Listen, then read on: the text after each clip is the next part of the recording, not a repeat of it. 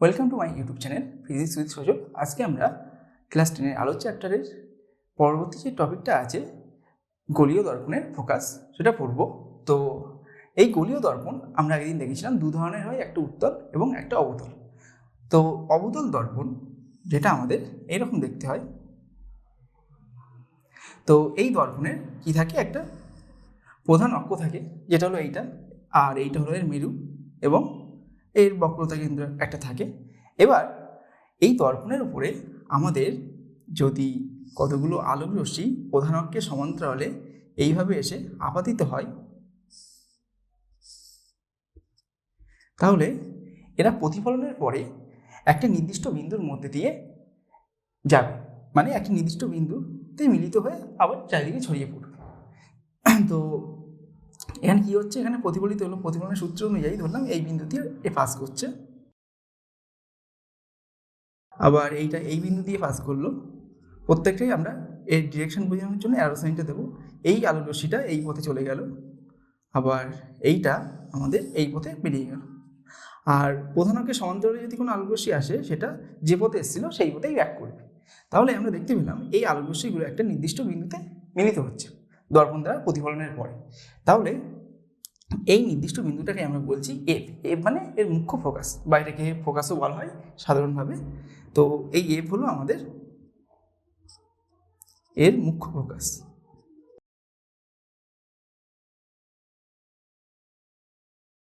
এখন এই এফ থেকে এই পি পর্যন্ত যে দূরত্বটা, অর্থাৎ এই দূরত্বটা এফ পি, এটাকে আমরা বলে থাকি ফোকাস দূরত্ব।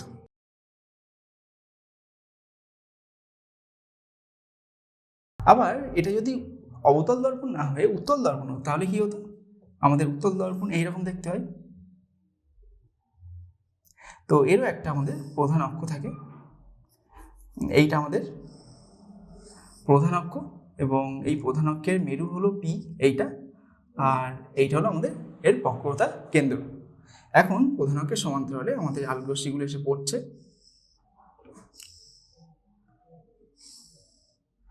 এইবার প্রতিফলনের পরে এরা কী হবে, দর্পণের সামনের দিকে প্রতিফলিত হয়, পিছন দিকে তো আর মিলিত হওয়ার কোনো জায়গা নেই। তো দর্পণের সামনের দিকে প্রতিফলিত হলো। প্রতিফলিত এমনভাবে হবে যাতে আমাদের মনে হয় যে ওই আলোক প্রতিফলনের পরে আলোক রশ্মিগুলো একটা নির্দিষ্ট বিন্দু থেকে অপসৃত হচ্ছে, অর্থাৎ একটা নির্দিষ্ট বিন্দু থেকে দূরে চলে আসছে, এরকম মনে হবে। সেটা কেমন, ছবিতে যদি আমরা আঁকি, ধরলাম সেই বিন্দুটা এইটা, তো এইভাবে চলে গেল এটা, এই আলোক রশ্মিটা এইভাবে না এঁকে প্রতিফলনের সূত্র অনুযায়ী এইভাবে প্রতিফলিত হলো। এখানে ধরলাম এইভাবে প্রতিফলিত হচ্ছে, এখানে আমাদের এইভাবে প্রতিফলিত হলো, আর এখানে আমাদের এইভাবে প্রতিফলিত হচ্ছে। এইবার এটা তো দর্পণের সামনে আর আমাদের মিলিত হওয়ার কোনো জায়গা নেই, সেই কারণে এই আলোক রশ্মিগুলোকে যদি আমরা পিছন দিকে ডটের লাইন দিয়ে বাড়িয়ে দিই, দেখবো যে একটা নির্দিষ্ট বিন্দুতে এসে মিলিত হচ্ছে। তো এই যে বিন্দুতে এসে মিলিত হলো, এটাই হলো এক্ষেত্রে আমাদের এই দর্পণের মুখ্য ফোকাস বা ফোকাস এফ। এবং এক্ষেত্রেও এই যে এফ পি দূরত্ব, মানে মেরু থেকে এই পি এফ বিন্দু যে দূরত্ব, সেটাকে আমরা বলছি ফোকাস দূরত্ব। তাহলে আমাদের দর্পণের মুখ্য ফোকাস বা ফোকাস বলতে আমরা কি বোঝাচ্ছি, যে আমাদের একটা অবতল দর্পণ আছে, সেই দর্পণের প্রধান অক্ষের সমান্তরালে যদি কতগুলো আলোক রশ্মি এসে পড়ে, তাহলে তারা প্রতিফলনের পরে একটা নির্দিষ্ট বিন্দু, এক্ষেত্রে বিন্দুটা হলো আমাদের এফ, ওই বিন্দুতে এসে মিলিত হবে। আর যদি সেটা উত্তল দর্পণ হয়, তাহলে মনে হবে একটা নির্দিষ্ট বিন্দু থেকে অপসৃত হচ্ছে।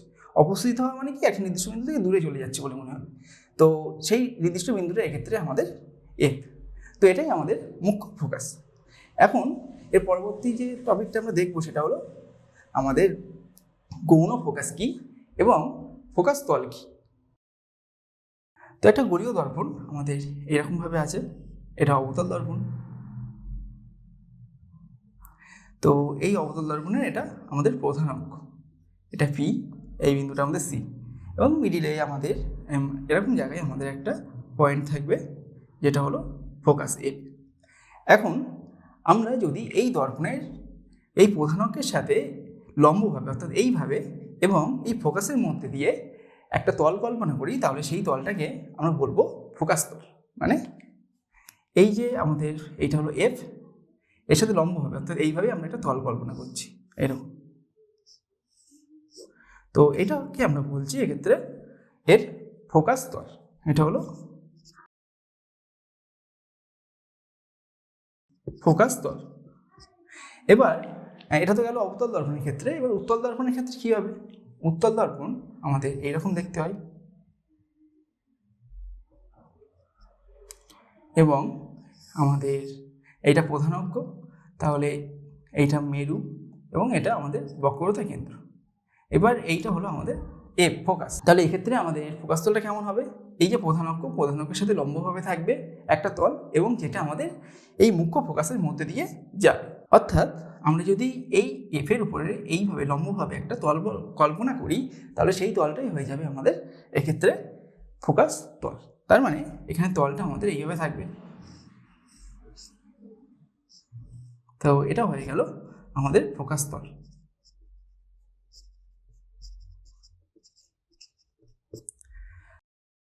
তো এবার আমরা দেখব গৌণ ফোকাস কি।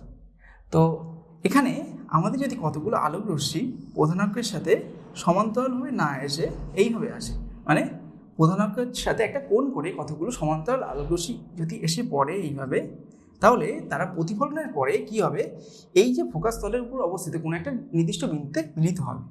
তো এইভাবে প্রতিফলিত হলো, হওয়ার পরে ওরা এইভাবে কোনো একটা, আচ্ছা লাইনটা বেঁকে গেল,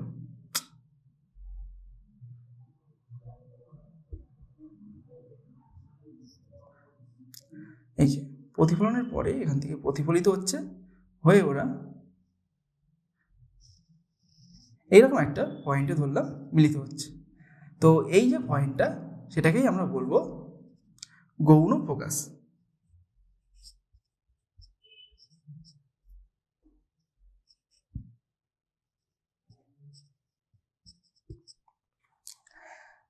তো এই গৌণ ফোকাসটা অবশ্যই আমাদের ফোকাস তলের উপরে অবস্থিত হবে, এবং এটা ফোকাস তলের উপর অবস্থিত যে কোনো একটা বিন্দু আমাদের গৌণ ফোকাস হতে পারে। আবার আমরা উত্তল দর্পণের ক্ষেত্রে গৌণ ফোকাসটাকে কীভাবে দেখব? এখানেও কতগুলো সমান্তরাল আলোকরশ্মি গুচ্ছ এসে আমাদের দর্পণের উপরে আপতিত হবে, কিন্তু সেটা প্রধান অক্ষের সাথে একটা কোণ করে থাকবে, প্রধান অক্ষের সমান্তরাল হবে। তাহলে এরা প্রতিফলনের পরে আমাদের মনে হবে যে প্রধান অক্ষের ওপরে অবস্থিত যে আমাদের লম্বভাবে অবস্থিত যে তলটা আছে ফোকাস তল, সেই ফোকাস তলের কোনো একটা বিন্দু থেকে অবস্থিত হচ্ছে বলে মনে হবে। তো এক্ষেত্রে প্রতিফলন যখন হচ্ছে এইভাবে প্রতিফলন এখানে ধরলাম কোন একটা বিন্দু এখানে এসে মিলিত হচ্ছে, তো এটা এইভাবে প্রতিফলিত হলো, আর এ আমাদের এইভাবে প্রতিফলিত হলো। তাহলে এটাকে এই দিকে যদি বাড়িয়ে দিই, তাহলে কি হবে? এরকম একটা বিন্দু থেকে মনে হচ্ছে অবস্থিত হচ্ছে বলে মনে হবে। তো এক্ষেত্রে এই যে পয়েন্টটা পেলাম, এটাকেই আমরা বলবো এর গৌণ ফোকাস।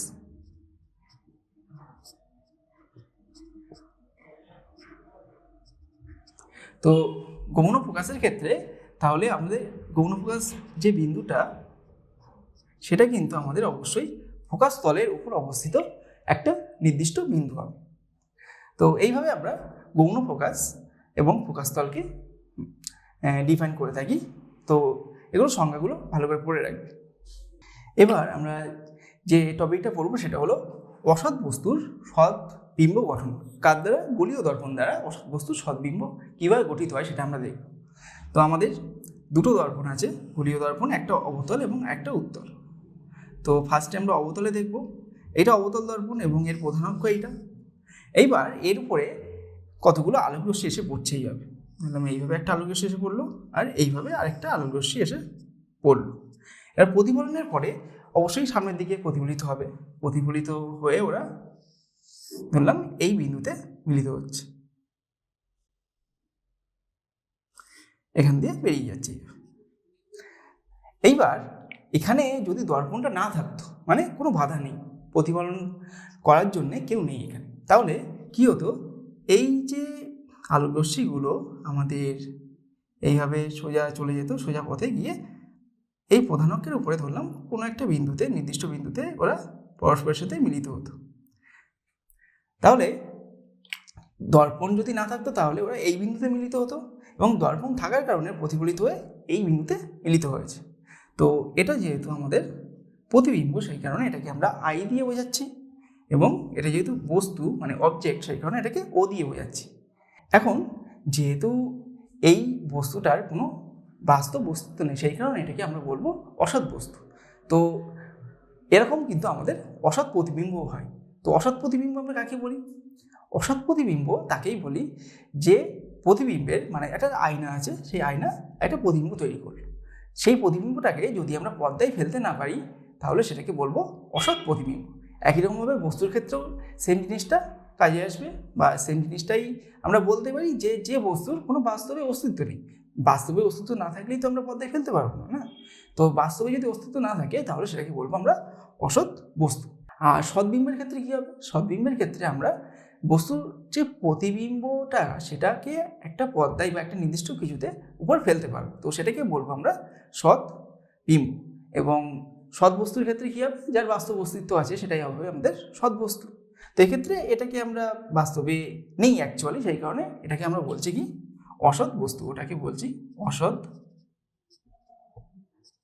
বস্তু। এবং এর যে প্রতিবিম্ব তৈরি হচ্ছে এইটা কি এর অ্যাকচুয়ালি অস্তিত্ব আছে, সেই কারণে এটাকে আমরা বলবো সদ্বিম্ব। তো এইভাবে কিন্তু আমাদের অসৎ বস্তু সদ্বিম্ব তৈরি হয়। এটা কি দর্পণ? এটা অবতল দর্পণ দ্বারা। এবার আমরা উত্তল দর্পণের ক্ষেত্রে এই ধরনের অসৎ বস্তু সদ্বিম্ব কীভাবে তৈরি হয় সেটা আমরা দেখব। তো এইটা হলো আমাদের উত্তল দর্পণ, আর এর হলো এটা প্রধান অক্ষ। এখন আমাদের ধরলাম কতগুলো আলোকরশ্মি এসে এইভাবে পড়ছে দর্পণের উপর, এবং প্রতিফলনের পরে ওরা একটা নির্দিষ্ট বিন্দুতে এইভাবে মিলিত হচ্ছে।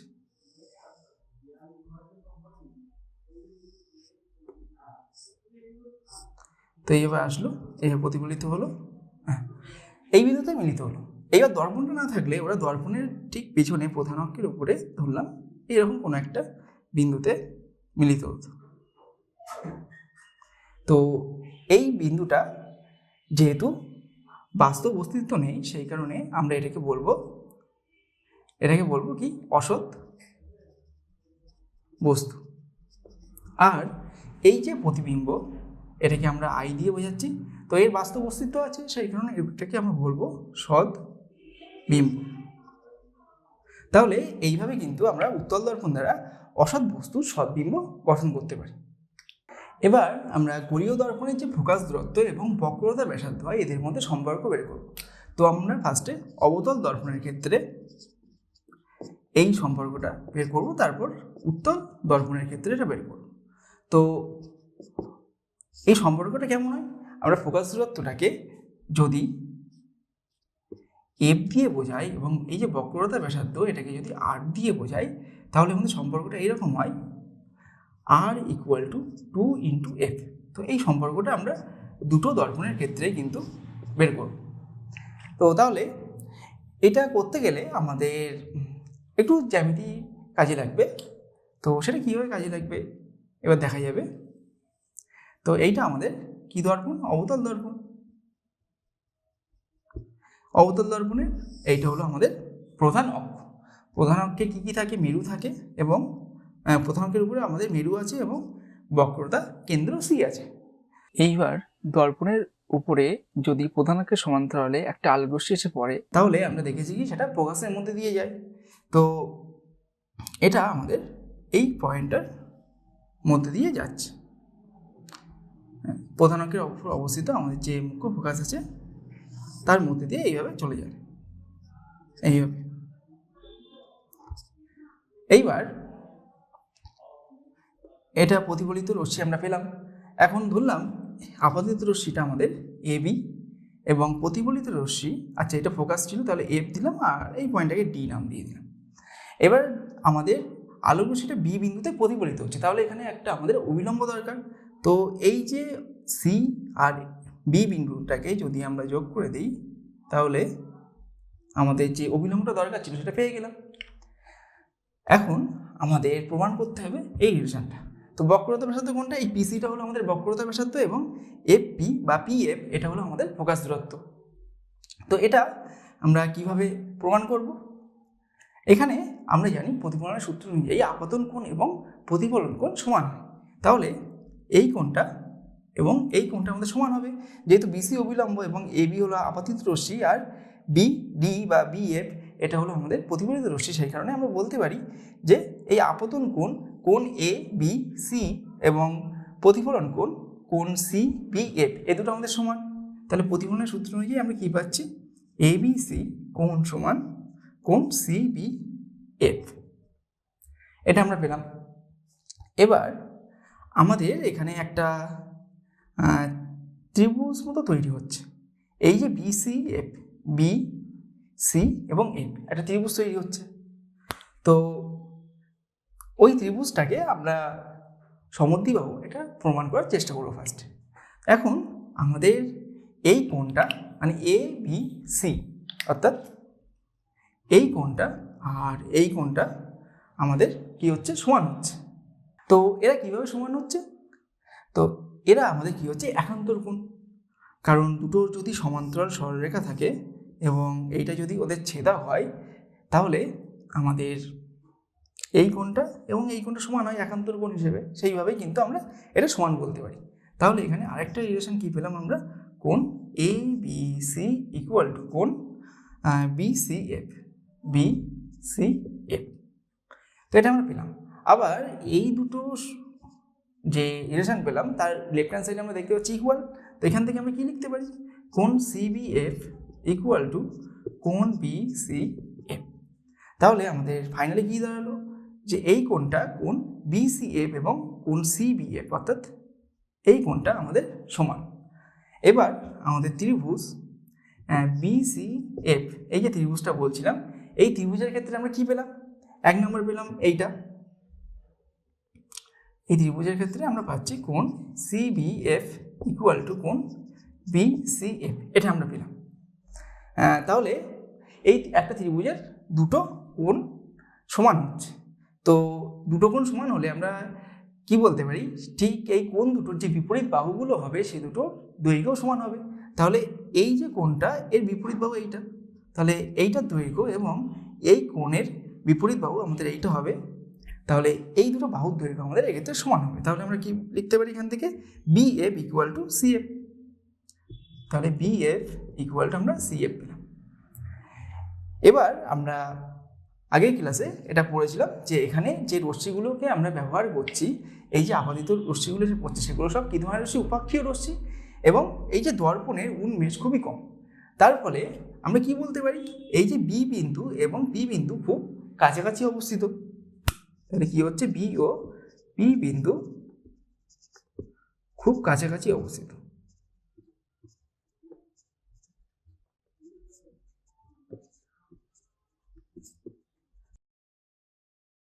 তো এরা যদি খুব কাছাকাছি অবস্থিত হয় সেক্ষেত্রে আমরা বলতে পারি যে এই যে বিএফ আর পিএফ এই দূরত্বটা আমাদের প্রায় সমান হবে, কারণ এই বি বিন্দুটা আমাদের পি বিন্দুর খুব কাছাকাছি চলে এসছে।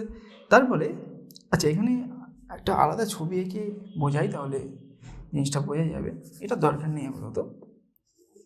এইটা আমাদের প্রধান অক্ষ, এইটা ছিল পি বিন্দু এবং এইটা ছিল বি বিন্দু। এই বি বিন্দুটাকে আমরা যত কাছে আনতে থাকবো তত আমাদের কী হবে? এটা যদি এফ হয়, প্রথমে এইরকম ছিল আমাদের বিএফ, এইবার যত কাছে আনতে থাকবো তত কী হবে? এর সাথে এই পিএফ এর দৈর্ঘ্যটা বিএফ এর সাথে সমান হতে থাকবে। সেই কারণেই কিন্তু আমরা বলতে পারি যে BF approximately equal to PF, এটা আমরা পেয়ে গেলাম। আবার আমরা এই রিলেশনটা পেয়েছি, খুব ভালো কথা। এখন আমাদের বের করতে হবে পিসি এর দৈর্ঘ্য কত। পিসি মানে আমাদের বক্রতার ব্যাসার্ধ। তো পিসিকে আমরা দুটো ভাগে ভাগ করতে পারি, একটা সিএফ একটা পিএফ। তো তাহলে পিসি ইকুয়াল টু আমরা সিএফ প্লাস পিএফ এটা লিখতে পারি। এবার আমরা এই যে দুটো রিলেশান 1 নম্বর আর 2 নম্বর নাম দিলাম, এই দুটো থেকে আমরা কি পাচ্ছি? 1 আর 2 নম্বর থেকে আমরা এটা লিখতে পারি, এদের লেফট হ্যান্ড সাইড আমাদের ইকুয়াল হচ্ছে বিএফ। তো তাহলে এখান থেকে আমরা বলতে পারি CF ইকুয়াল টু PF, এটা আমরা বলতে পারি। তো এখানে CF এর জায়গায় আমরা PFটা বসিয়ে দেবো, কারণ আমরা ফোকাস দূরত্ব এবং বক্রতা ব্যাসার্ধের মধ্যে সম্পর্কটা বের করছি। তাহলে CF এর জায়গায় PF বসিয়ে দিলাম, PF প্লাস PF, তাহলে PC ইকুয়াল টু এইটা হলো। এবার এখান থেকে PC equal to PF plus PF মানে 2PF লিখতে পারি। এবার এই যে PCটা কি আমাদের বক্রতা ব্যাসার্ধ, তো বক্রতা ব্যাসার্ধকে আমরা কি দিয়ে বোঝাচ্ছিলাম, R দিয়ে। আর PF মানে আমাদের ফোকাস দূরত্ব, এটাকে আমরা কি দিয়ে বোঝাচ্ছিলাম, F দিয়ে। তাহলে এটা হয়ে গেল কি R ইকুয়াল টু 2F। তো এই প্রমাণটাই আমাদের করার কথা ছিল, তো সেটাই হয়ে গেল। তো এইভাবে কিন্তু আমাদের অবতল দর্পণের ক্ষেত্রে আমরা ওর বক্রতা ব্যাসার্ধ এবং ফোকাস দূরত্বের মধ্যে সম্পর্কটা বের করতে পারি, বা এটাকে অনেক সময় এইভাবেও লেখা হয় যে F ইকুয়াল টু R/2, এটাও কিন্তু আমরা লিখতে পারি। তো এখান থেকে কিন্তু আমাদের খুব ছোটোখাটো অঙ্ক করতে দেয়। আচ্ছা, এবার আমরা এই রিলেশনটা R ইকুয়াল টু 2F এটা আমরা উত্তল দর্পণের ক্ষেত্রে প্রমাণ করব। তো উত্তল দর্পণ আমাদের এরকম দেখতে হয়, আর এটা হলো উত্তল দর্পণের প্রধান অক্ষ। এখন এই উত্তল দর্পণের প্রধান অক্ষের সমান্তরালে যদি কোনো আলোকরশ্মি এসে আমাদের আপতিত হয়, অর্থাৎ এইভাবে আমাদের কোনো আলোকরশ্মি এসে আপতিত হলো, তাহলে এটা প্রতিসরণের পরে কী হবে, আমাদের ফোকাসের মধ্যে দিয়ে অপসৃত হচ্ছে বলে মনে হবে। তো এখানে এইটার বক্রতা কেন্দ্র C, এইটা হলো ফোকাস, এইটা হলো আমাদের মেরু P, আর এটা হলো আমাদের ফোকাস। তো আলোকরশ্মিটা এই ফোকাসের মধ্যে দিয়ে চলে যায়, তাহলে প্রতিফলিত রশ্মিটা আমাদের এরকম হবে। এবার আমাদের এখানে প্রমাণ করতে হবে R ইকুয়াল টু 2F। তো সেটা প্রমাণ করার জন্য আমরা এইটা আপতিত রশ্মি প্রতিফলিত রশ্মি হচ্ছে, তাহলে একটা অবিলম্ব লাগবে। সেই অবিলম্বটা আমরা এই পয়েন্ট দুটো যোগ করে দিলাম, আর এটাকে এইদিকে বাড়িয়ে দিলাম, এইটা হয়ে গেল অবিলম্ব। এখন আমাদের আলোকরশ্মিটার নাম দিলাম AB, এইটাকে আমাদের C তো আছে, তাহলে এটাকে D বলছি, এটাকে আমরা E বলছি। এবার আমরা এটা জানি যে আমাদের প্রতিফলনের সূত্র অনুযায়ী কি হয়, আপতন কোণ এবং প্রতিফলন কোণ সমান হয়, অর্থাৎ আমরা বলতে পারি কোণ ABE ইকুয়াল টু কোণ EBD। এইটা আমাদের প্রতিফলনের সূত্র অনুযায়ী হলো। আবার আমাদের এখানে এই যে কোণটা ABE এবং BCF, এই কোণ দুটো আমাদের অনুরূপ কোণ হবে। কীভাবে, আমাদের দুটো সমান্তরাল সরলরেখা আছে, এইটা আমাদের AB সরলরেখা এবং এইটা হলো আমাদের CE, আর এইটা হলো AB এর সাথে আরেকটা সমান্তরাল সরলরেখা। তাহলে আমরা এখান থেকে এই কোণটার এই কোণটা সমান বলতে পারি। তো সেটাই হচ্ছে এখানে, এই যে ABE কোণ আর BCF কোণ আমাদের সমান হচ্ছে সেখান থেকে। তো সেটাই আমরা এখানে লিখব, কোণ ABE ইকুয়াল টু কোণ BCF। এবার আমাদের এই যে কোণটা আছে EBD, এই কোণটা আমাদের এই কোণটার সাথে সমান। কিভাবে হবে, এই যে এখানে আমাদের DB, এই যে সরলরেখাটা আছে DB, সেটা আমাদের F পর্যন্ত বাড়ানো আছে। তো এটাকে যদি আমরা এখানে আঁকি কেমন হবে, এই যে DF এই সরলরেখাটা, আর আরেকটা হলো EC, এই যে মানে এই ডটেড লাইনটা যেটা আছে সেটা হলো এইটা। এখন এই কোণটার সাথে আমাদের এই কোণটা সমান হয়, এরা পরস্পরের সাথে কী হয়, বিপরীত কোণ হয়। তো সেই দিক থেকে আমরা এই দুটো কোণকে সমান বলতে পারি। তাহলে আমরা কি লিখতে পারি, কোণ EBD ইকুয়াল টু কোণ BC না CBF, মানে এই কোণটা। এখন আমরা এই তিনটে রিলেশন থেকে আমরা কি বলতে পারি যে BCF সমান CBF, কারণ এখানে আমরা যদি ABE আর EBD এদের মান বসিয়ে দিই তাহলে কী হবে, কোণ BCF ইকুয়াল টু কোণ CBF। তাহলে আমাদের কি হলো, এই কোণ BCF মানে এই কোণটা আর CBF মানে এই কোণটা আমাদের সমান হয়ে গেল। তো সমান হলে কি সুবিধা হলো আমাদের, এই যে এখানে ত্রিভুজটা তৈরি হচ্ছে BCF, তো এই BCF যেহেতু কোণ দুটো সমান হচ্ছে, তাহলে এই BCF ত্রিভুজের আমরা বলতে পারি এই কোণের বিপরীত বাহু অর্থাৎ BF এবং এই কোণের বিপরীত বাহু CF এই দুটো আমাদের সমান হবে। তো এটা আমাদের সমদ্বিবাহু ত্রিভুজ হলো।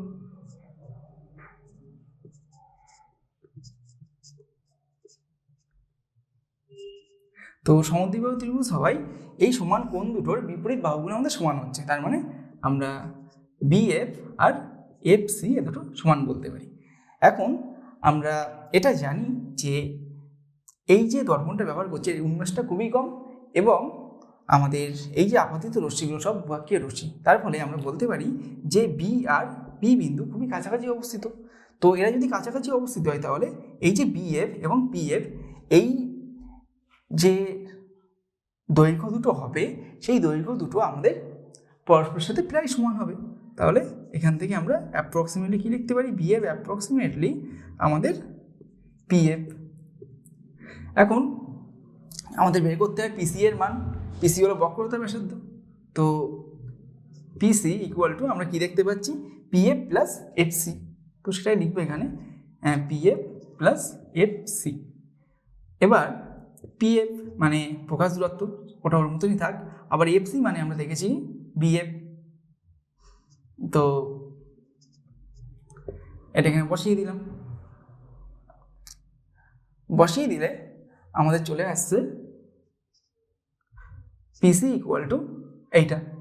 আবার BF অ্যাপ্রক্সিমেটলি আমরা একটু আগেই পেয়েছি PF, তাহলে BF এর জায়গায় আমরা PF বসিয়ে দেবো। তাহলে PF প্লাস PF হলো আর এখানে আমাদের PC হলো, তাহলে বাঁ দিকে আসছে PC ইকুয়াল টু ডান দিকে 2PF। এবার PC মানে বক্রতা ব্যাসার্ধ R এবং PF মানে আমাদের প্রকাশ দৈর্ঘ্য F, তাহলে R equal to 2 into F, এটা আমরা পেলাম। তাহলে আমরা উত্তল দর্পণের ক্ষেত্রে এই রিলেশনটা প্রমাণ করে ফেললাম। তো এখান থেকে আবার আমরা এটাও লিখতে পারি যে F ইকুয়াল টু R/2 হয়, মানে প্রকাশ দৈর্ঘ্য বক্রতা ব্যাসার্ধের অর্ধেক হয়। তো এই প্রমাণ দুটো কিন্তু আমাদের পরীক্ষায় দেয়। তো তাহলে আজকের ক্লাস এই পর্যন্ত, দেখা হচ্ছে নেক্সট ক্লাসে।